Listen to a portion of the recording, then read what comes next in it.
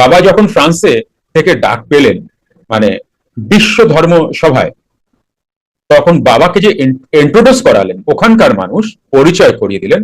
তারা বললেন ভারত থেকে এসেছেন হিন্দুত্ববাদ নিয়ে কথা বলার জন্য, হয় না? এবার আপনাদের সামনে আসছেন অমুক অমুক বা অমুক।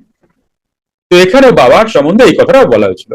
বাবা প্রথম সবাইকে সম্মান জানিয়ে বলেছিলেন, আমি হিন্দু সম্প্রদায় হয়ে আপনাদের সামনে বলতে আসিনি, আমি ভারতীয় প্রাচীন সনাতন ধর্ম হয়েই আপনাদের সামনে কথা বলতে এসেছি, বা ধর্মের বিশেষত্ব জানাতেই আপনাদের কাছে এসেছি। বাবা কিন্তু হিন্দু হয়ে যাননি, ওখানে সনাতন ধর্ম মানুষ হিসাবে গিয়েছিলেন। কারণ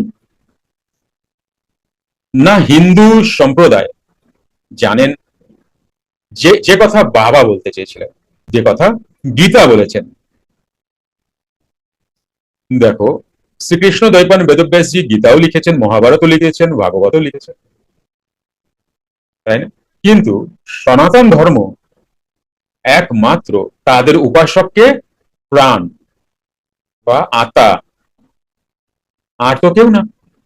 তাহলে সম্প্রদায় কেন বলা হচ্ছে? সম্প্রদায় বলার অনেকগুলো কারণ।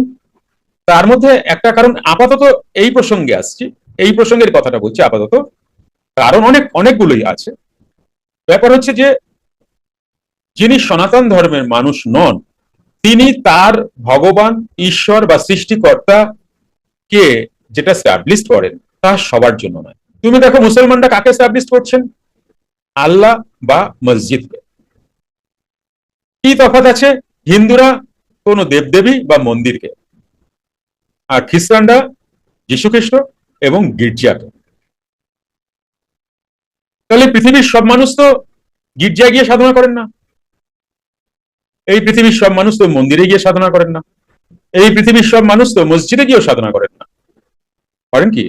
তাহলে এদের মধ্যে কারুর সাথে কারুর মিল নেই, ভিন্নতা। তাহলে এরা কি করে ধর্ম হয়, তাই না? ধর্ম সেই যে যা এই জীবকুল তাকে মানবে এবং তাকে বুঝতে চাইবে, সেটা হচ্ছে প্রাণ বা আত্মা বা খুদা। যুক্ত ক্রিয়াযোগ, সুষুম্না অন্তর্মুখী প্রাণায়াম, সম্ভাবী মহামুদ্রা, কপালভাতি শিখতে চাইছেন? প্রতি সপ্তাহে মঙ্গল, বুধ ও বৃহস্পতিবার রাত ৮টা থেকে ৯টা অবধি জুম অনলাইনে নিজের বাড়ি বসেই শিখতে পারবেন। যোগাযোগ জ্ঞানী গুরু কমিউনিটি, ফোন নাম্বার 9903680146।